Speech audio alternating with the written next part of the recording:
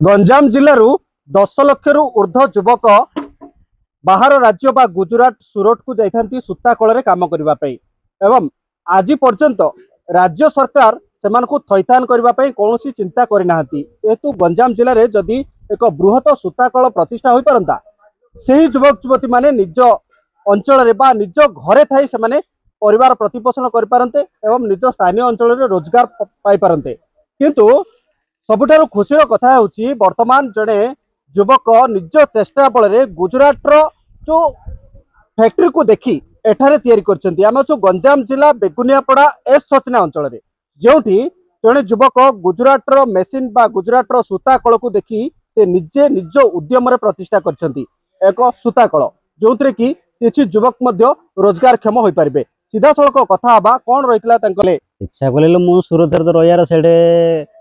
48 machine भड़ा आनी चलाऊली कम करी से लाइन पाइला मुझे घर भड़ा आनी भड़ा फड़ा बेस जीवार लेबर ठीक से मिलवार ना सूरत में ये कौन ना लेबर ठीक से मिलुं निज जगार घर कली करके मेसीन सेकेंड हैंड आनी पकई चालू कर संचा मशीन 20टा वारपिन गोटे टीएफ गोटे 2टा बबिन मशीन अच्छी एबे कौन एठी प्रस्तुत कर हमर एबे नेट कपड़ा बना होजी संबलपुरी बना होतला बंद करा है। एटा कोठू आनुचंती कंचा माल एटा हमरा आसी भावनगर रु आसी सूता गुवाहाटी बेंगलोर राजस्थान रे हमर माल बिक्री होजी। आपन को किभली एटा फायदा जोगे बोली आपन लक्ष्य ना एटा त हमर फायदा अछि मारो सूरत रे भी चल दिला फायदा थिया जोर मु एटा करछि। एते युवक को आपन माने एबे मोर 10 जण पिला काम करछन।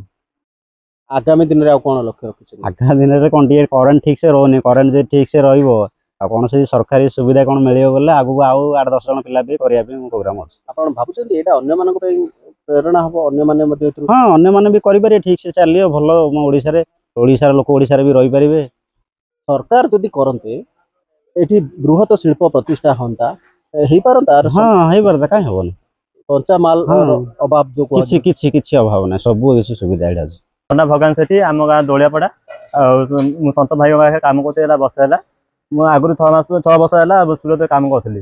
से भी एत मत सुविधा लागू ना जहाँ गाँव रही काम कर भल सुविधा होती फैमिली सहित मुझे मुझे रोड़ा काटुची सरकार मशीन चलाऊँगी। ये कंपानी हेबा द्वारा लोक मैंने केमिति उपकृत हेबे केते खुशी होछन?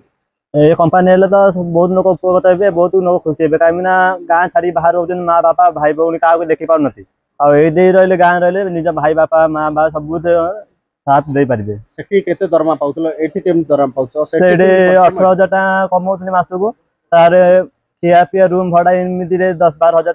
खर्च होता 8,000 ही बढ़वा से पैसा बंचुला ये काम कर मास 15,000 दौरान से पैसा मो घर टोटाल बंचुची। आम गाँ एवं आम अंचल यह एक गौरवर कथा जो आम दीर्घ दिन वर्ष वर्ष धरी जानी शुणा पाचु जे आम अंचल लोक मैंने काम धंदा केवल गुजरात सूरत उपर निर्भर करता जहा आमर ये पिलाटी तार निजस्व उद्यम जो गोटे कारखाना बसई पारला सी निजे रोजगार क्षम होगा सह ए अंचल किसी लोक काम धंदा जोगे पारला से आमे तांकू बहुत कृतज्ञता जनाऊँ एवं सरकार निकट में निवेदन करुछु यही भली उद्यमान युवक को प्रोत्साहन देवाई आग को बढ़ाई जदि किसी सहायता देवे किसी ऋणर व्यवस्था करेंगे एवं ताकू सब्सिडी व्यवस्था करेंगे से माने आउ अधिक किसी मेसीन बसाइबा सह आउ अधिक लोक मानक एथिरे नियुक्ति देई रोजगार क्षम कराई पारिबे। गोटे पटे राज्य सरकार दादन मुक्त ओडिशा करिवार प्रतिश्रुति दैछंती एवं अन्य पटे एठारू लक्ष लक्ष संख्यार जो युवक युवती गंजाम अंचल बाहर को जाउछंती रोजगार करबा पई निज पेट पाटरा बा निज परिवार प्रतिपोषण करबा पई। तेबे गंजाम जिलार बेगुनियापड़ा